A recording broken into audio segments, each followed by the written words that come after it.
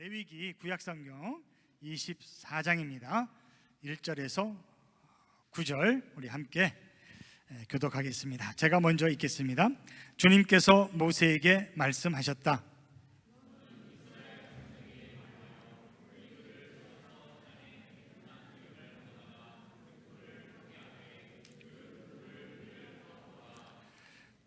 아론을 시켜 회막 안 증거궤 앞에 쳐 있는 휘장 바깥에 그 등불을 켜두어 저녁부터 아침까지 주 앞에 계속 켜두게 하여라.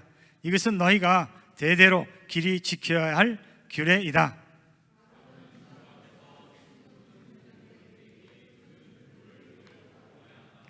너는 고운 밀가루를 가져다가 과자 한 개당 밀가루 10분의 2 에바를 들여 과자 12개를 구워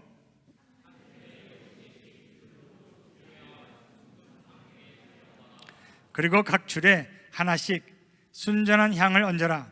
이 향은 과자 전부를 바치는 정성의 표시로 주에게 살라 바치는 제물이 된다.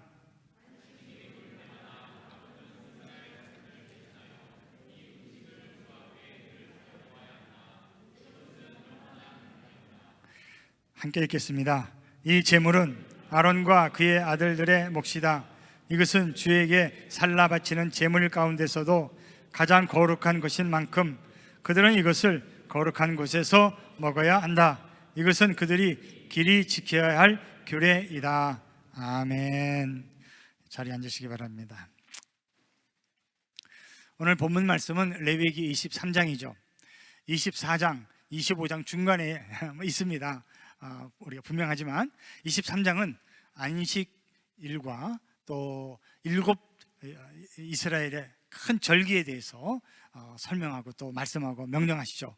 그리고 25장에 가면 또 안식년, 7년만 나오는 안식년과 또 50년마다 한 번 오는 희년이 설명되고 있습니다. 아니 이렇게 큰 절기와 또 큰 그 안식년과 희년에 대해서 말씀하시는 구충관 24장에 어떤 절기가 나올까요?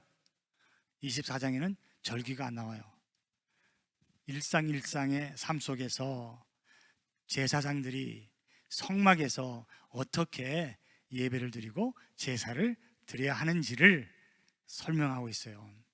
그러니까 생각해보면 하나님께서는 그렇게 큰 절기들을 지키고 안식년, 희년을 우리가 꼭 지키는 것도 정말 우리의 신앙생활에서 중요하지만 매일매일 제사장이 성막에서 드리는 예배도 그만큼 소중하고 귀하다는 것을 오늘 23장에서 말씀하고 계십니다.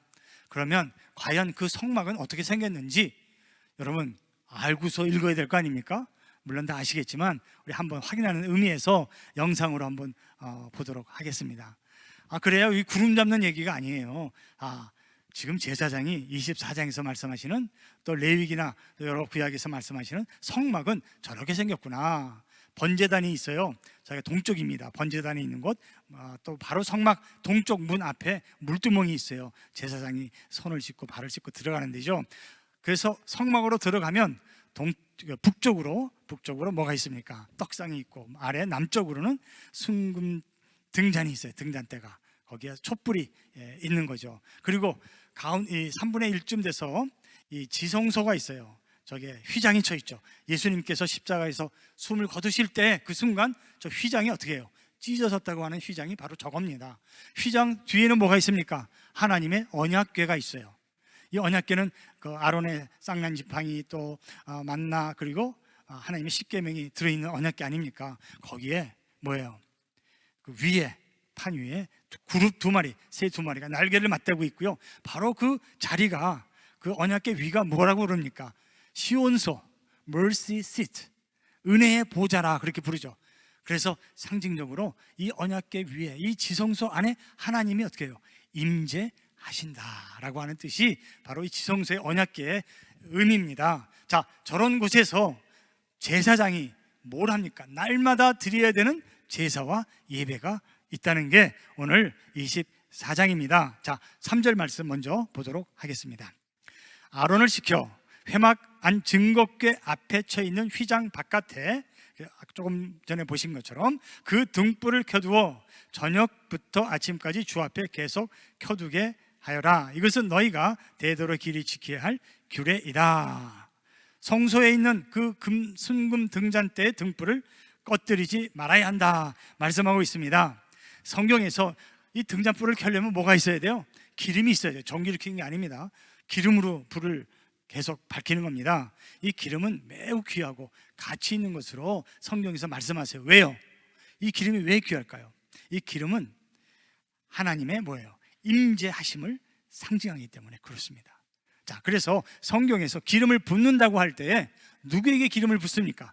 아무한테나 기름을 붓는 게 아니라 왕과 제사장, 선지자에게 기름을 붓는 거예요. 왜요? 이 사람들은 내가 불렀다. 그리고 이 사람들은 나의 명령을 따라 하나님의 일을 할 사람이다. 그렇기 때문에 뭐예요? 하나님께서는 기름을 왜 부어요? 뭘 상징합니까? 이 사람과 내가 함께 있겠다 하는 게 바로 기름 붓는 의미입니다. 여러분 아시겠어요? 그래서 여러분들이 재직으로 안수 받을 때 우리가 손을 얹잖아요. 비록 우리가 구약처럼 기름을 붓지 않지만 왜 손을 얹습니까? 바로 기름 부음을 말하는 거예요. 성령의 기름 부음. 그래서 이 재직들과 부름받은 이 사역자들과 내가 함께 있겠다라고 하는 의미가 바로 기름이에요. 기름이 너무 중요하죠. 그래서 성경에서 그리스도란 무슨 뜻입니까? 그리스도, 메시아, 기름 부음 받은 사람, 그게 메시아란 뜻이에요. 예수님께서도 이 땅에 오셔서 구세주로서의 사역을 감당하시기 위해서 하나님께서 보내시고 항상 내가 함께 있겠다, 함께 있는 그 사람이 바로 기름 부음 받은 사람이다라는 것을 상징하는 거죠. 자, 그래서 그러면 이 등잔대에 등불을 밝히라고 그랬으니까 그럼 등잔대가 아까 크기에는 보셨지만 어떻게 생겼는지 아셔야죠. 저렇게 생겼어요. 순금으로 만들었습니다. 양쪽으로 3개씩 가운데 줄기가 있잖아요. 그래서 등잔불 7개를 켜게 되는 거죠. 자, 여기 보시면 이 등불을 켠다고 할 때 이 불은 쉐키나라고 그래요. 쉐키나. 그럼 히브리만 해서 쉐키나가 무슨 뜻인가? 불은 불이지만은 하나님의 영광이 임재하는 것이 이 불이 상징하는 거죠. 이스라엘 광야에서 인도하던 구름 기둥이 있지 않습니까? 그 기름 기둥을 말할 때 그 기름 기둥도 뭐예요? 쉐키나라고 불러요. 자, 쉐키나는 하나님의 영광이 임재하는 것을 뜻하는데 특별히 이 쉐키나는 뭐예요? 눈에 보이게 하나님의 영광이 임재하는 것을 가지고 쉐키나라고 이렇게 불러요. 그러니까 구름 기둥이 있을 때 기름 기둥이 뭐예요? 하나님의 영광이 눈에 보이게 임재하는 걸 말하고요.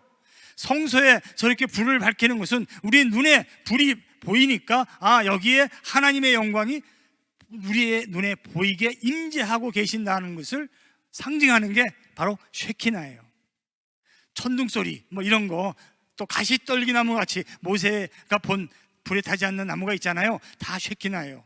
눈에 보이게 하나님의 영광이 임재하는 것, 이게 바로 쉐키나입니다. 자, 그래서 민수기 9장 15절에 가서 보시면 이런 말씀이 있어요. 성막을 세우던 날 구름이 성막 곧 증거궤가 보관된 성막을 덮었다. 저녁에는 성막 위에 구름이 불처럼 보였으며 아침까지 그렇게 계속되었다 그랬습니다. 그러니까 하나님이 계시겠다고 하신 성막을 세우는 날부터 하나님의 뭐예요? 구름 기둥이 그 성막을 덮었다는 거죠. 그래서 이 구름은, 성막을 덮었던 구름은 뭘 말합니까? 이 성막은 하나님이 영광이 임재하는 곳이다 라는 것을 보여준다는 거예요. 그래서 이스라엘 백성들이요 40년 동안 그 뜨거운 햇볕 밑에서 광야를 지날 때에 낮에는 그 구름 기둥이 이스라엘 백성을 덮어주어서 그늘 밑에서 광야를 갈 수 있었다는 거예요. 그럼 밤에는 구름 기둥이 사라졌는가? 불 기둥만 있었는가? 그게 아니에요.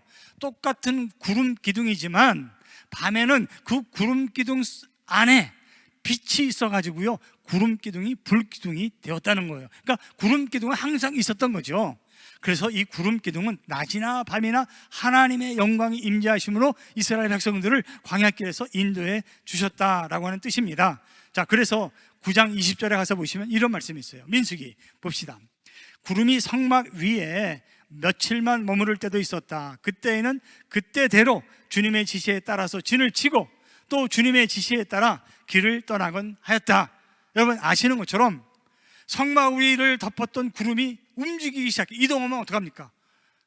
백성들도 성막 거두고 자기 텐트 다 걷어서 구름을 따라서 또 이동하기 시작하는 거예요. 그 말씀입니다. 자, 그러니까 이스라엘 백성들이 광야에는 길이 있어요, 없어요? 그 넓은 모래밖에 없는 사막에 길이 어디 있습니까? 바람 한번 불면 다 지워지는데 길이 없어요. 광야는 어떻게 어디를 알고 가겠어요? 그러니까 이스라엘 백성들은 뭐만 바라보고 가야 돼요?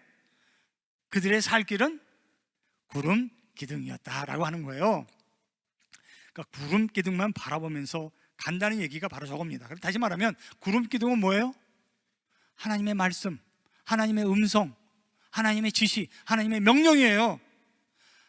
구름 기둥은 말은 하지 않았지만 그 구름 기둥이 움직이는 대로 움직여야 됐기에 그것은 하나님이 임재하시는 것이요, 말씀하시는 것이었어요. 성경 말씀과 똑같은 것이었어요. 그러니까 백성들은요, 광야에서 걱정이 많았어요, 염려가 많았어요? 염려할 게 없어. 지도 찾아보고 뭐 어디로 갈까 정하지 않아도 돼. 뭐 GPS 없어도 돼. 왜요? 아주 편하게 갈 수 있었어요. 왜냐? 구름 기둥만 따라가면 되는 거니까. 얼마나 편해요, 여러분. 신앙생활은 이렇게 편하게 하는 겁니다. 여러분 믿으시기를 주님의 이름으로 축복합니다. 너무 복잡하게 생각하지 마세요. 하나님의 말씀 듣고 순종하면 되는 그 길이 우리의 살 길이에요. 반복되는 거예요. 구름이 움직이면 나도 가고, 구름이 멈추면 다시 이렇게 또 장막 치고 성막 다시 이렇게 치고 하는 거예요. 반복하는 게 영성입니다. 반복하는 게 하나님의 훈련이에요. 여러분, 제가 이렇게 제가 가는 치과에 그 의사 선생님의 그 에이드가 있습니다. 한 30대쯤 되는 처녀인데요. 제가 목사라고 얘기도 안 했어요. 목사라는 걸 알지 못할 것 같아요. 근데 뭐 제가 이제 아버지 같은가 봐요. 자기 뭐 속마음을 다 얘기하는 거예요.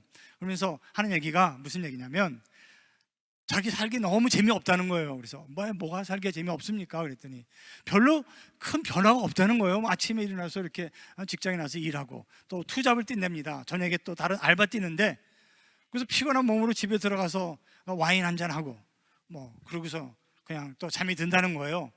또 아침에 일어나면 또 직장 나오고요. 이게 무슨 재미냐는 거예요. 그래서 내가 그럼 아직 싱글 같은데 결혼 안 하십니까? 그랬더니 결혼하고 싶대요. 근데 남자가 없대. 그래서 그럼 제가 교회를 나가십니까? 그랬더니 교회, 그 큰 교회 나가는 것 같아요. 거기에 그 청년들 많을 텐데 뭐가 걱정입니까? 하나 골라 잡으세요. 그랬더니 같은 교회는 또 싫대요. 그래서 그러면 어떡하라고요? 자기 사는 게 너무 재미없다는 거예요. 여러분, 정말 사는 게 재미없을까요?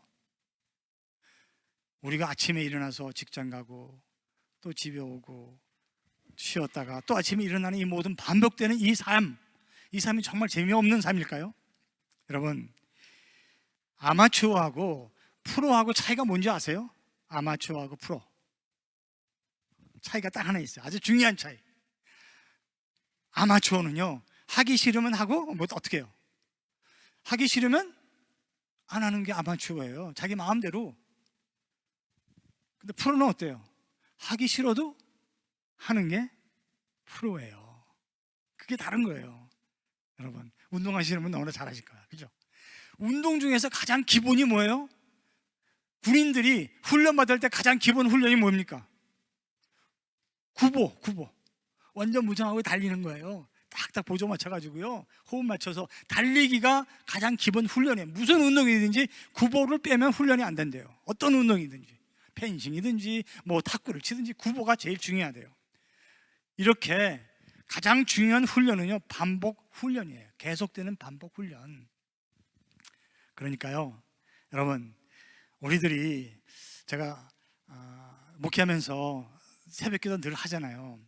요즘은 이 코로나 때문에 대면 새벽기도를 못 드리지만 늘 항상 같은 자리에 새벽기도 와서 앉아요. 그러면 그냥 앉으면 어떻게 해요, 여러분? 은혜가 돼요. 은혜. 그냥 그 자리에, 내 자리에 앉으면 은혜가 되는 거예요. 특별히 뭐 다른 게 없어요. 그게 반복되는 신앙의 습관 가운데에서 하나님이 역사하시는 은혜예요. 여러분들도 주일날 예배 때 이렇게 좌석이 쫙 있는데 같은 자리에 앉아요? 다른 자리에 앉아요? 맨날 주일마다 다른 자리에 앉으세요? 아니죠. 같은 자리에 앉잖아요. 근데 어떤 날 우연히 저 교회 처음 오시는 분이 있어가지고 내가 앉는 자리에 앉아 있어요. 좀 비키세요. 여기 내 자리. 그런 마음이 들잖아. 그렇게는 못할지라도요. 왜 그럽니까? 내가 앉는 그 자리에 반복적으로 계속 앉아만 있으면, 주일날 그 자리에 앉아만 있으면 어떻게 해요? 그게 정말 나한테는 은혜가 되는 거예요. 그냥 은혜가 돼요. 그 자리에 있어도 하나님, 제가 또 이 자리에 앉아 있군요. 반복되고 계속되는 그 신앙의 과정 속에서 우리는 은혜를 받게 돼 있습니다. 그러니까 여러분, 우리 신앙생활, 영적인 신앙생활도 마찬가지예요. 매일같이 여러분 기도하십니까? 말씀 읽으세요? 하기 싫어도 하셔야 돼요. 그게 프로예요. 읽고 싶을 때만 읽고, 하고 싶을 때, 급할 때, 어려울 때만 하는 게 기도가 아니거든요. 그저 늘 반복적으로 계속되는 훈련. 여러분 건강 위해서 운동하시잖아요. 그죠? 늘 걷기도 하고 여러 가지 여러분 필요한 운동 하시는데, 그것도 하고 싶을 때만 하고 하기 싫으면 안 하면 돼요, 안 돼요? 하나 많아요, 운동. 그거. 아무리 귀찮아도요, 내 건강을 위해서 하는 운동을 매일같이 쉬지 않고 하셔야 돼요. 그래야 진짜 내게 건강에 도움이 되지. 뭐 하루 이틀 하고 쉬고 또 며칠 하다가 또 하고 싶으면 하고 안 하고 이렇게 하면 절대로 건강에 도움이 되지 않는다는 거예요, 여러분. 그러니까 모든 우리 일상의 삶이 반복되고 계속되는 삶 속에서 우리가 하나님의 은혜와 그리고 우리가 주님과 동행하는 삶의 복을 누릴 수 있다는 것을 여러분 기억하시고요. 우리 영적인 생활에도 그런 훈련을 여러분들 꼭 미루지 마시고 계속 하시기를 바랍니다. 여러분, 변화와 그리고 부흥이 어디에서 옵니까? 갑자기 무슨 큰 기적이 뭐 땅이 꺼지고 뭐 그런 게 아니에요. 지금 여러분들이 우리가 매일매일 같이 계속해서 반복해야 하는 그런 경건의 훈련, 그것이 바로 우리에게 변화를 가져올 수 있다는 거예요. 단순히 반복하는 것이 기적보다 더 큰 열매를 우리에게 거두게 할 수 있습니다. 여러분, 사람 말을 잘 들으면 좋아질 때도 있지만 사람이라는 게요, 한계가 있어요. 낭패에 빠지게 됩니다. 실패하게 됩니다. 위기를 맞을 수 있어요. 그러나 하나님의 말씀을 듣고 하나님과 동행하는 삶이 되면 어떻게 됩니까? 그게 바로 우리의 살 길입니다. 여러분, 말씀만 따르면 부작용이 없어요. 광야를 어떻게 해서 빨리 지나갑니까? 일주일이면 가는 길을 40년이 걸렸잖아요. 이스라엘 백성들이 불순종해서, 말씀을 듣지 않아서 자기들 원하는 대로 했기 때문에. 우리들도요, 하나님 앞에 내가 원하는 길로 가지 아니하고 내 뜻대로 하지 아니하고 하나님의 뜻입니까? 우리 인생이 광야길 아닙니까? 이 광야길을 우리가 갈 수 있으려면 하나님의 말씀을 들어야 돼요. 불기둥을 보고 따라가야 돼요. 주신 이 말씀 가운데 있는 하나님의 빛을 따라가야 됩니다. 근데 왜 불순종 할까요? 저 여러분들이요, 믿음이 없어서, 신앙 경력이 낮아서, 말씀을 몰라서 불순종하는 게 아니에요. 왜 그럴까요? 초조해서 그래요. 초조해서, 불안해서. 염려와 근심하지 말라고 예수님 말씀하셨지만 그게 제대로 실천이 안 되는 이유는 내 계획표가 있기 때문에 그렇다는 거예요. 내가 정한 시간이 있는데 내가 정한 시간과 하나님이 나에게 말씀하시는 시간과는 다르기 때문에 초조해지고 불안해지는 거예요. 안절부절 못하게 됩니다. 나에게 가장 좋은 시간은 하나님만 아세요. 하나님의 길은, 우리의 길과 하나님의 생각은 나의 생각과 다르다고 말씀하지 않습니까? 그러니까 이스라엘 백성들이요, 장막을 쳤어요. 또 성막도 쳤어요. 이제 쉬었다 가려고 하는데 아침에 했는데 갑자기 저녁에 구름이 어떻게 해요? 다시 움직이기 시작해요. 그럼 어떻게 합니까? 힘들지만 다시 장막 거두어야 돼요. 또 성막도 거두고 다시 떠납니다. 그러길 몇 번 반복하다 보니까 이제는 아예 장막도 안 쳐. 구름이 머물렀는데 성막도 안 치고 대충 이렇게 지나다가 또 구름이 움직이면 빨리 떠나려고, 귀찮으니까. 그런데 웬걸? 구름이 움직이 안 움직여요. 일주일이 가도 안 움직이고, 한 달이 가도 안 움직이고, 1년이 가도 안 움직일 수 있다는 거예요. 여러분, 하나님의 길은 우리가 예측할 수가 없어요. 점치는 게 아니잖아요.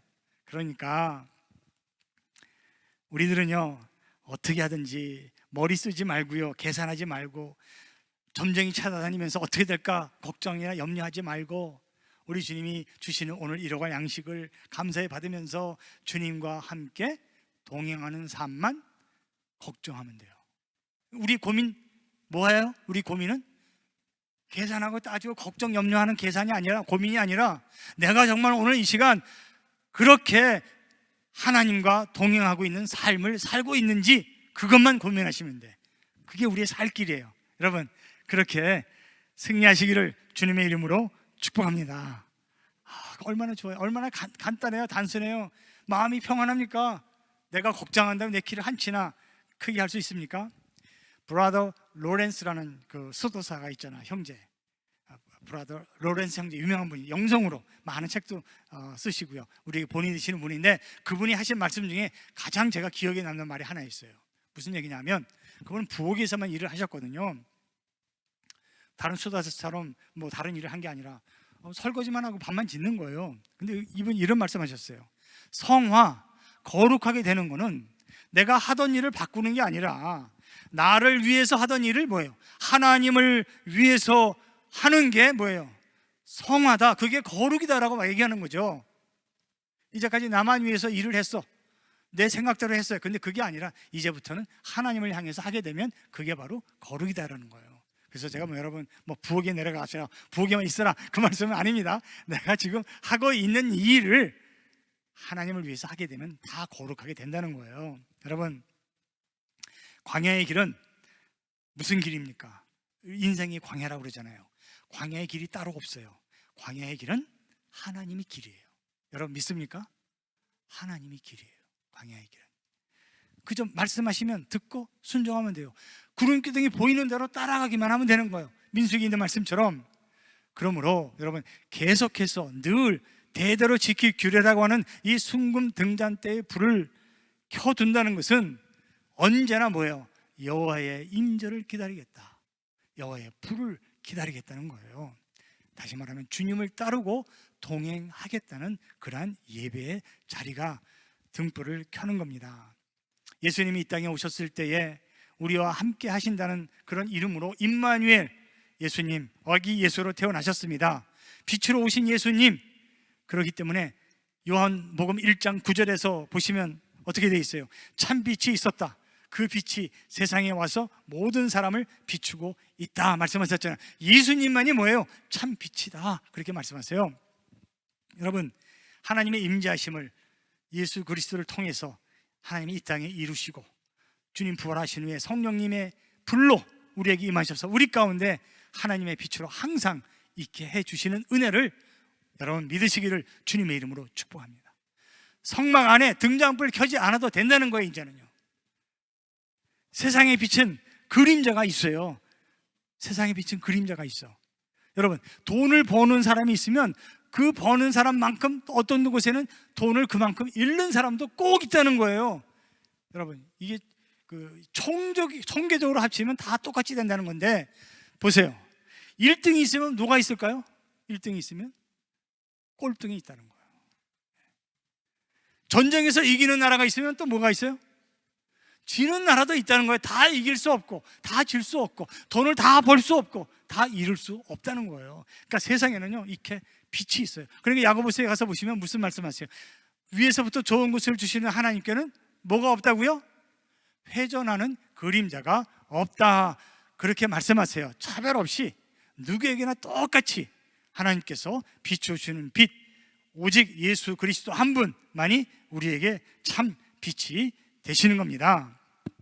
그래서 이 빛으로 우리는 광야의 불기둥같이 구름기둥처럼 하나님을 따라가고 하나님과 동행하는 삶을 살 수 있도록 우리에게 은혜를 주셨다는 거예요. 자, 그러면 레위기 24장 1절 2절을 가서 봅시다. 거기에 보면 주님께서 모세에게 말씀하셨다. 너는 이스라엘 자손들에게 명하여 올리브를 찧어서 짜낸 깨끗한 기름을 가져다가 등불을 켜게 하되 그 등불을 늘 켜두어라. 아멘. 제사장이 성막 안에 들어와서 등잔대 불을 켜야 되는데 세상에 아무것도 없이 불 켤 수 있어요? 기름이 있어야 되잖아, 아까 말씀하셨잖아요. 근데 그 기름은 아무 데나 가서 기름 가져오면 안 돼요. 어떤 기름? 백성들이 올리브 열매를 따서 으깨고 찧어서 정말 순전한 기름을 만들어 가지고 제사장에 가져오면 제사장은 그 기름으로 불을 켜는 거예요. 그러니까 성막 안에 있는 이 순금 등잔대의 불은 누구 때문에 켜지는 거예요? 결국 백성들이 찧어서 으깨가지고 깨끗한 기름을 만들었기 때문에 그 불이 켜지는 거야. 이거는 제사장만이 드리는 불의 향기가 아니라, 불의 기도가 아니라 온 백성들이 그렇게 하나님의 영광의 임재하심을 사모하면서 기다리면서 그 안에서 드리는 게 바로 등잔불이라는 거예요. 여러분, 그러니까 백성들이 그 열매를 따서 찢고 으깨서 순전한 기름으로 만드는 것처럼 저와 여러분들이 일상의 삶 속에서, 이건 매일매일 그치지 않고 계속되는 거 아닙니까? 일상의 삶 속에서 우리가 그렇게 나를 부인하고 나를 깨끗하게 하나님 앞에 순전한 기름처럼 드리는 게 우리 일상의 예배다, 그렇게 말씀하고 계시는 거예요. 자, 그러면 이제 불 얘기는 그만하고 떡상으로 옮겨갑시다. 5절 6절 보세요. 너는 고운 밀가루를 가져다가 과자 한 개당 밀가루 10분의 2 에바를 들여 과자 12개를 구워 한 줄에 6개씩 두 줄로 주의 앞 순금상 위에 차려 놓아라. 아멘. 자, 여기서 보면, 자, 그러면 아까 순금 등잔 때는 보셨잖아요. 그럼 떡상이 어떤 건지 보셔야죠, 그죠? 그래서 이 말씀 읽을 때마다 이 떡상을 머리에 그려보세요. 저 떡상이 뭐예요? 순금으로 만들었어요. 6개씩 두 줄로 쌓아 올린 거예요. 저 떡을 안식일마다 만들려고 그랬어요. 자, 보면 12개, 왜 12개입니까? 그렇죠, 12지파를 상징하는 거예요. 12지파를 내가 먹여주겠다, 내가 살려주겠다, 내가 너희들의 생명의 떡이다 라고 말씀하시는 거예요. 자, 예수님께서 요한계시록 3장에 뭐라고 말씀하셨어요? 내가 내 문 앞에서 문을 두들기니 내 음성을 듣고 문을 열면 나는 그에게로 들어가서 그와 함께 뭐라고 그랬어요? 먹겠다 그러셨잖아요. 먹겠다, 먹는 거 중요한 거예요. 그러니까 예수님이 다시 말씀드리면 내가 너의 인생의 가운데 네 삶 속에 들어가서 너를 책임져 주겠다는 거예요. 내가 너와 함께 먹겠다는 거, 그거예요. 내 인생 책임져 주겠다, 모든 걸, 먹는 것까지 책임져 주겠다는 그 말씀이에요. 하나님께서도 이스라엘 백성들에게요, 길도 인도해 주셨지만 내가 너희들에게 생명의 떡이 돼서 너희들로 하여금 하나님의 자녀로 사는 일에 부족함이 없게 해 주시겠다 말씀하셨어요. 그러므로 이 생명의 떡은 이제 우리에게는 누가 생명의 떡입니까? 아까 불을 성막에서 켜지 않아도 되는 것처럼 참 빛으로 오신 예수님은 이제 우리에게 뭐가 되셨어요? 바로 저 생명의 떡이 되신 거예요. 제가 우리 24장 8절에 보시면 이렇게 나와 있어요. 안식일이 올 때마다 아론은 이스라엘 자손을 대신하여 이 음식을 주 앞에 차려 놓아야 한다. 이것은 영원한 언약이다. 이것도 영원하다고 그랬죠. 뭐 영원하다, 늘 대대로 이런 말이 한두 번 나오는 게 아닙니다. 자, 안식일이 올 때마다 일주일에 한 번씩 바꾸라는 거예요. 생각해 보니까 매 주일마다 저와 여러분들이 이렇게 하나님의 말씀을 놓고 함께 묵상하면서 이 말씀으로 한 주간을 살아갈 수 있는 영의 양식으로 삼아라, 그런 말씀이에요. 그러기에 오늘 이 예배를 통해서, 주일 예배를 통해서 여러분들이 매일매일 하나님과 나누시는 경건의 삶 속에서 말씀을 받으실 때마다 그 말씀을 통해서 우리의 영혼이 생명을 얻고 또 얻으며 더 풍성한 그런 생명을 얻을 수 있도록 주님께서 주시는 그 능력과 힘으로 우리가 살아간다는 게 바로 이 떡상에 올려놓은 그 과자 진설병이라는 거예요. 요한복음 6장 51절 말씀 보세요. 나는 하늘에서 내려온 살아있는 빵이다. 이 빵을 먹는 사람은 누구나 영원히 살 것이다. 내가 줄 빵은 나의 살이다. 그것은 세상에 생명을 준다 말씀하셨어요. 떡이 뭐예요? 하나님의 말씀이죠. 그 떡을 먹는다고 했을 때 우리는 예수님과 동행하는 삶을 말해요. 그리스도와 교제하는 삶. 저와 여러분들은 육신의 떡으로만 살지 않아요. 밥만 먹고 살지 않아요. 우리는 영혼이 있기 때문에 하나님의 입으로 나오는 모든 말씀으로 산다고 마태복음에서 예수님이 말씀하셨잖아요. 떡으로만 살 것이 아니라 하나님의 입에서 나오는 모든 말씀으로 산다. 여러분 기억합시다. 저 여러분들은 이제 내가, 이 몸이 성막이에요. 하나님이 거하시는 성전이에요. 믿습니까?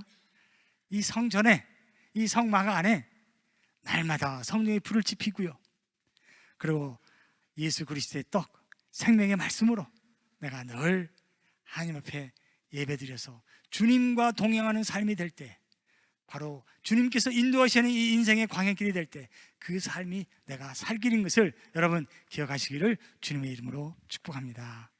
그렇습니다. 너무 간단하고 너무나 놀라운 축복 아닙니까? 그런데 오늘 이 레위기 24장 7절에 보면 한 가지 더 있어요.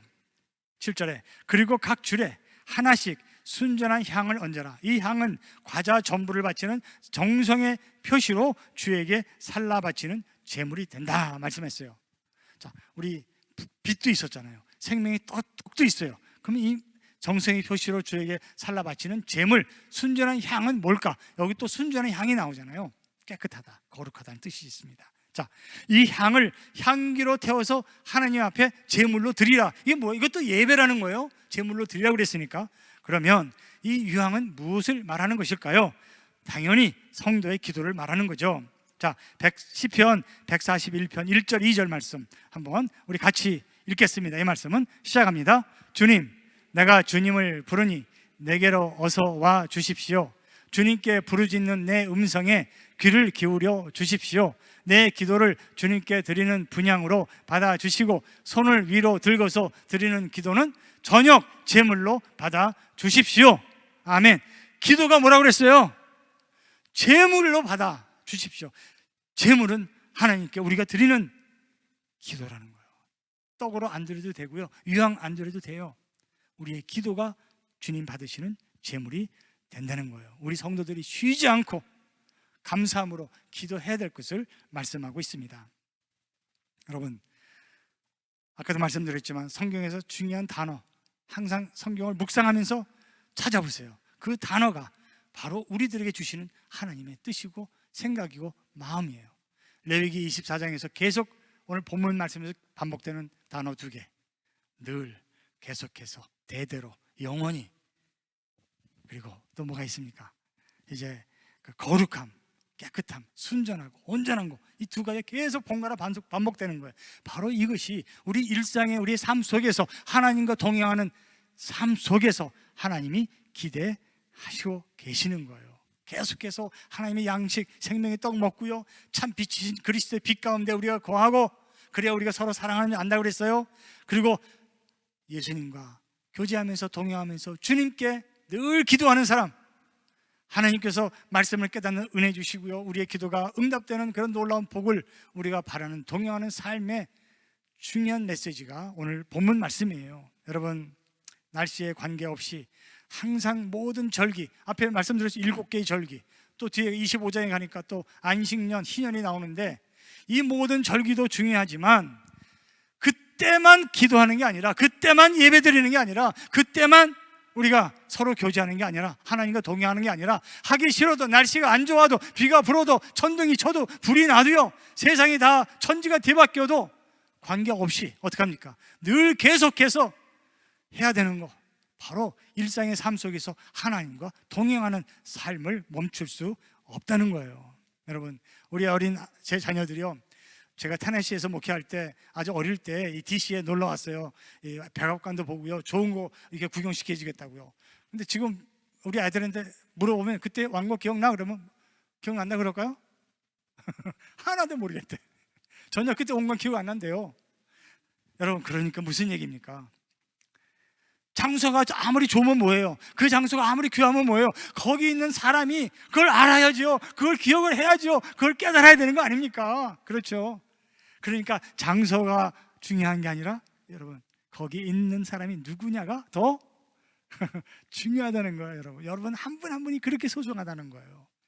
건물이 좋으면 좋겠지만 이 건물이 소중한 게 아니라, 이 아름다운 성전에서 예배를 드리는 그 한 사람 한 사람이 소중하다는 거예요. 저와 여러분들 때문에 이 예배장이 거룩해질 수 있다는 거예요. 여러분 믿습니까? 바로 그거예요. 그래서 우리가 잘 아는 그런 얘기지만, 스펄전 목사님한테 어떤 사람이 찾아와서 이렇게 물었답니다. 목사님, 정말 지금 다니는 게 너무 싫어요. 다른 좋은 게 있으면 하나 소개시켜 주세요. 목사님 뭐라고 그럴게요? 아시잖아요. 찾아봐라. 혹시라도 좋은 교회가 있다면 너는 거기 가지 말라 그랬어요. 혹시라도 찾게 되면. 왜 그런가 그랬더니, 네가 가면 그 좋은 교회가 뭐예요? 나쁜 교회 된다 그러는 거예요.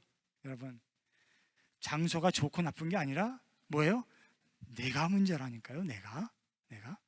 그렇죠? 그래서 나쁜 사람이 좋은 곳에 가면 그 좋은 곳도 나쁘게 될 수 있다는 거예요. 여러분, 우린 다 완벽하지 않잖아요. 완전하지 않잖아요. 근데 내가 완벽을 주장하고 완전한 걸 주장하면 그때부터 뭐예요? 완벽하지 않게 돼요. 완전할 수가 없게 되는 거예요. 그래서 우리는 겸손해야 됩니다. 그곳에 하나님의 은혜가 임할 수 있습니다. 그래서 좋아지는 거예요. 처음부터 좋은 게 있을 수가 없어요. 여러분, 사마리아 여인 기억나시죠? 예수님께서 우물가에 가셔서 사마리아 여인과 만났는데 그 여인이 걱정하면서 얘기하는 거예요. 우리가 그럼 어디서 예배를 드려야 됩니까? 예루살렘도 말고 이 사마리아도 말고 그럼 저 그리심산, 에발산, 그럼 우리가 어디 가서 예배를 드려야 좋은 겁니까? 그랬더니 예수님이 뭐라고 말씀하셨어요? 이 산도 말고 예루살렘도 아니다. 영과 진리로 예배할 때가 온다. 하나님은 예배한 자들을 찾는다. 장소가 문제가 아니라는 거예요. 영과 진리로 예배하는 사람이 문제라는 거죠. 사람이 그렇게 중요하다는 거예요. 여러분, 우리는 예배자가 먼저 돼야 됩니다. 이렇게 성막에서 일상을 제사장들이 예배 드린 것처럼 우리 일상의 삶 속에서 내가 무슨 예배를 드리느냐가 내 삶의 성공과 실패를 결정하게 되는 것입니다. 여러분, 예배는 우리에게 승리를 안겨줍니다. 요한계시록에 가서 보면 성도들이 뭐합니까? 일합니까? 일 안 해요. 예배만 드려요. 찬양만 해요. 그런데도 하나님이 일하세요. 심판하실 거 다 심판하시잖아요. 새하늘과 새 땅 준비해 두셨잖아요. 그러니까 우리가 예배 드리면 하나님은 일하세요. 우리가 기도할 때 하나님은 일하세요. 그래서 우리를 그 하나님 일하시는 그 승리에 우리를 동참하게 하시게 됩니다. 예배 중에 하나님이 일하시고 하나님 준비하시는 것을 우리가 다 누릴 수 있도록 하나님께서 우리에게 복 주시고 은혜를 주시는 거죠.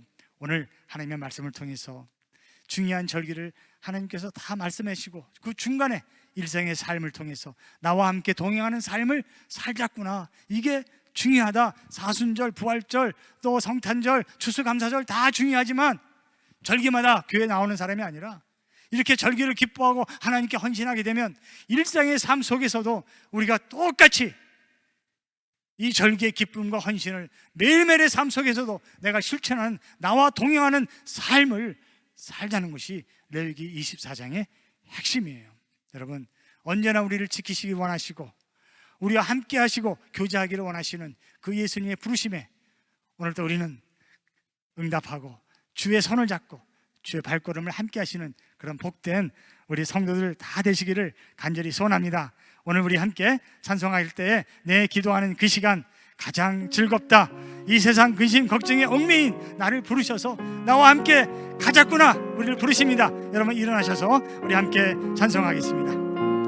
하나님과 동행하는 삶, 바로 기도하는 그 시간, 말씀을 읽는 그 시간, 불기둥과 구름기둥으로 이스라엘 백성들에 보여주신 것처럼 이제는 성령께서 우리를 지시해 주시고 인도해 주시고 부에서 성령님께서 우리를 이끄시는 그 하나님의 인도하심에 내 삶을 맡기는 동행하는 삶을 우리가 살 수 있기를 바랍니다. 내 기도하는 그 시간 그때가 가장 즐겁다. 이 세상 근심 걱정에 얽매인 나를 부르사 내 죄 정서와 주 앞에 난 낮에 바로하래요. 큰 불행 당해 슬플 때 나 위로받게 하시네. 내 기도하는 그 시간 내게는 가장 귀하다. 저 광야 같은 세상을 끝없이 만나면서 이 태양 대로 나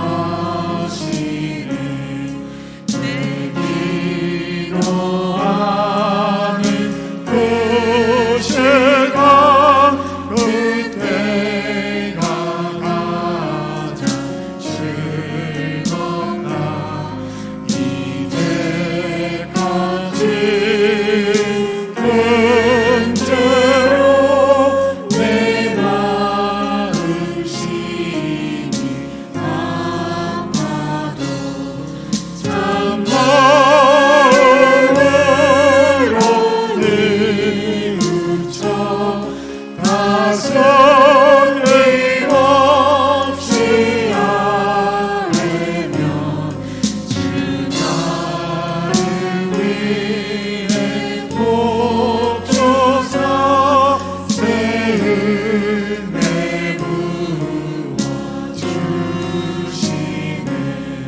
내 기도하는 곳에다 그때가 가장 즐겁다. 주 세상에서 일제히 저 요란한 높이하여 빈들에서 나산에서 온 마음을 세워 지내사 주 예수 주님께로로 그 몸을 보여주셨네.